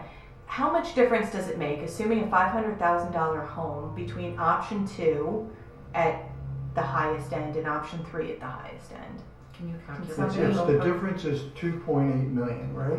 It goes from, So we talked about it would be 112. Maybe it doesn't matter. It would change based on. 1.8 million. Well, let's start with that And question. remember- Does it change? Does that Yeah. payment to the taxpayer change depending on which option we go? No, the homeowner impact will be the same. But the abatement would change. Right, the abatement, how much you abate impacts. And is don't different. forget the savings potentially from the district office. I mean, that's, you can't disregard that. It's, Right, over 20 years, it's $1.2 million. right. So It's a fair point. $60,000 a year times 20 years, 1.2 million. I'm being a little dense about if we will abate more if we spend less, right? If we choose like concept 2, we would be able to abate. We'd have funds available to abate more. Doesn't that impact home taxes? Well, I guess I'm speaking to the amount that you borrow, right? So the Yep. amount that you borrow will not, the homeowner impact will not differ whether you go with concept 2 or concept 3. So what would have a net impact on the homeowner is how much you abate, correct? So I'm saying it's an independent decision. But if you never abate it, that $112 per year is the same whether it's concept 2 or concept 3. But that could go down It if you depending on how abate much some, you abate, and correct. you have a greater ability to abate with concept 2. Understood. Right. And now, Understood. do you have any sense, as you stand here, how much, if we abated as anticipated what we got last time, how that 112 would decrease? I can't. Let me just look real quick. Yeah, if you could, just because that might help. Figure out what. I think it's helpful to be able to tell taxpayers, but here's the difference. Yes, we did option 3, but it only cost you $30 more a year, whatever it may be. And that's on a $500,000. We're on. I think property values demand us to be aggressive here. I really do. And that's the thing that's hard to measure or predict. So you might spend an extra $30 per year, but we can't really measure the difference that might occur for someone selling their home because there are 2 newer schools versus a newer one and an older one. True. There's definitely pros and cons. That might make up a one value that there. difference. It's impossible probably to calculate, but there's got to be value there that we can't overlook. So you have 2 choices tonight. You can think about it and we can come to consensus of some kind Yeah, I'm next week. curious. Well, and I hear though, I mean, certainly Susan came in at 2.5. I might be around, I could be sold on 2.5. I could be sold on 3. I mean, I'm hearing certainly more consensus for 3, although I don't feel like we've heard a whole lot of But voices on this. is your wavering based on the price or is it based on the construction? On the A little layout? bit of both. Yeah. A little bit of both. Yeah, me too. I just don't love that concept. No, I don't either. 3, Yeah. either. I don't But either. you're not gonna be living there. I know I'm What not. would you do different? Here's what I would do different Yeah, right Nate's- now, sitting Nate's right gonna here. talk. Oh, okay. Yeah, Nate.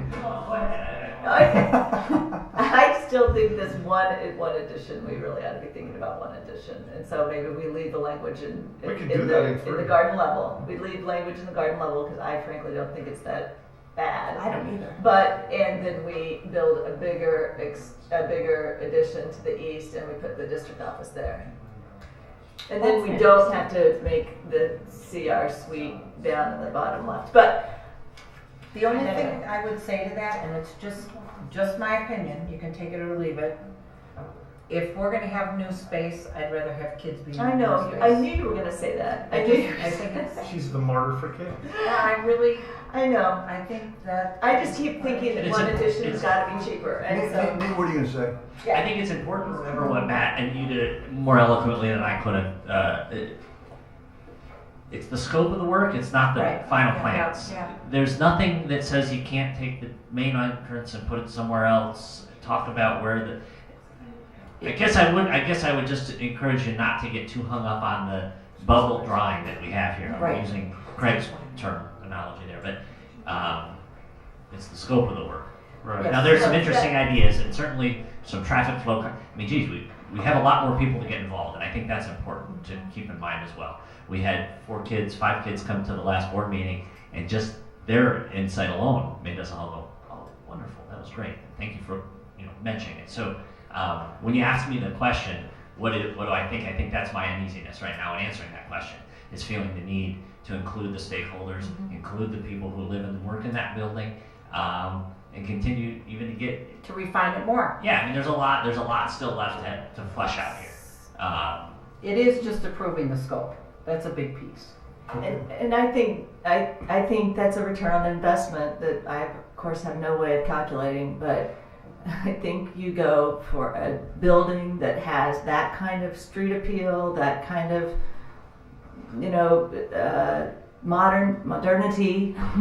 modernness, and you get it back in your home value. So what do we come up with on the incremental? If the cost in project differs by $2 million, say the option 2 costs $2 million less than option 3, and you abated that back to taxpayers, it would be worth about $600 per taxpayer Per year. over the course of the Oh. whole project. So if you Oh, did it all, 600 total? if you did it all at once, it would be $600 that first year. If you did it as they were projecting out by, phasing in payments that could be over multiple years, but the total project cost is about $600 per household. That answers in that total. answers the Right. question. Yeah. Right? I mean, you might as well go with option 3. If you're going to do it right. It doesn't make a difference. Right. Why wouldn't you? If it's only $600 over 20 years. You have that much room to create something really special for the community.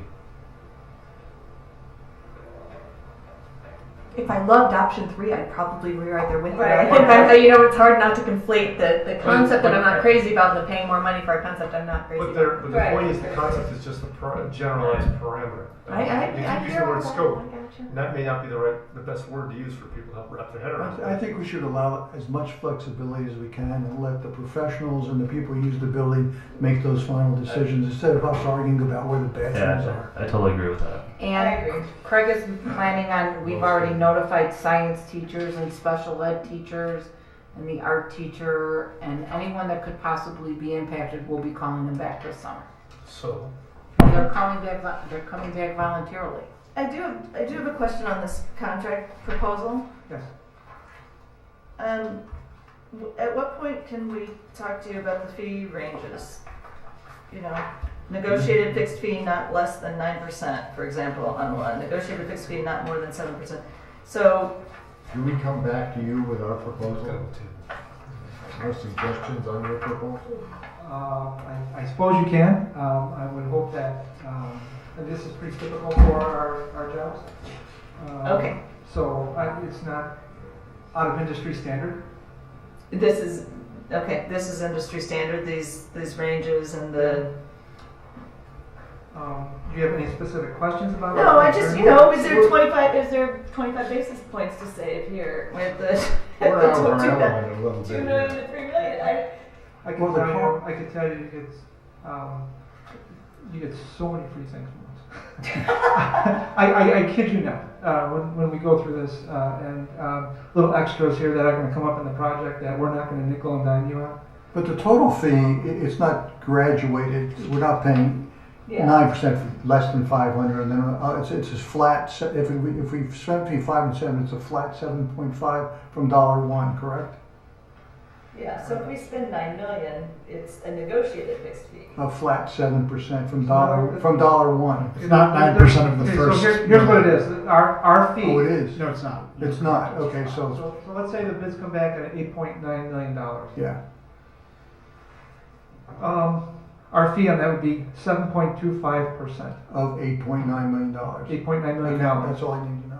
If they come back less or more, our fee will fluctuate. Now, what we are suggesting, and you don't have to do it if you don't want to, but at a certain point we could fix our fee. We tend to like to do that. And that Benefits goes you and it with the benefits us. construction management that the 3 of us are working with them on. But until that point, it's going to fluctuate. And usually it happens right after they fix. And that's it. Boom. Our fee can't go up if for whatever reason, or it can't go down. If you take out work scope or something like that. Okay, so based on what you've heard, can we give Craig guidance, given the difference in price to the taxpayer over 20 years is almost nothing, can we say to Craig to go ahead and start designing an amazing concept 3? Yes. Yes. Do it, make it so. Okay, All right, the decisions are we'll vote on this made, next week. Thank you. and we'll vote on the proposal next week, and I will be touching base with you on that. Mr. Paulson will be here representing our firm. So. Thank you very much. Thank you very Tell him much. the hard We really way was appreciate it. done You have tonight. everything you need? All right, great. Craig, you have everything Thank you you to need? both I of do. you. Thank you very much. Awesome. We're moving both your reports to next week so that they can just do the votes and everybody. Since can it's go approaching home. board bedtime, we all start fading out at 9 o'clock. We're moving C, D, and E to the next board meeting. I'm going to go right to action items with some discussion. The first item, unless anybody has a problem with that. No, go ahead. I don't Go think- 7A, personnel. We have approval of personnel report, and in that report, the June personnel report, we're hiring Catherine Walsh for the first grade to fill the vacancy left by the leave of absence granted to Amy Estevander for the 2015-16 school year. And Catherine Walsh enters the salary schedule at a master's step 1 at $47,505. So 7A, do I have any questions on that before we ask for a motion? No. No. May I have a motion to approve the personnel report for June 9th, 2015 as presented by the administration to hire Catherine Walsh? So moved. Second. Roll call vote, please. Peg. Yes. Hood. Yes. Marzen. Yes. Ryder. Yes. Barry. Yes. Charlo, yes. Gotcha. Yes. Motion is approved. Okay, 7A2, summer school report. A hard copy of the summer school report was provided to the audience, and you all have it on in your board book. Is there any questions about the summer school personnel report and the hires listed there? No. Dollar figures have already been approved, so. No. Okay. So moved. May I have a motion to approve the summer school personnel report for 2015 as recommended by the administration? So moved. Second. Roll call, please. Hood. Yes. Marzen. Yes. Ryder. Yes. Barry. Yes. Charlo, yes. Gotcha. Yes. Peg. Yes. Motion is approved. Okay, item 8, FOIA requests. We have none? No. No FOIA requests. Item 9, final public comments. Anybody like to address the board? They left. Nobody I here? have one quick thing to say. Okay. For anybody that's watching, I just want to let everybody know we're going to be working through a process to keep everybody in the community updated on this. We'll be looking at doing a newsletter like the village does that goes out once a week just for updates on the construction. We will also have a tab on our website, and if at any time there's any questions, just call our district office number and we'll try to get your question answered as soon as possible. Anybody else? All right, may I have a motion to adjourn at 8:55, please? So moved. Second. All in favor? Aye. Opposed? Done. Okay, we're adjourned. Thank you. Thank you, everybody. Thank you. Yeah, let me know.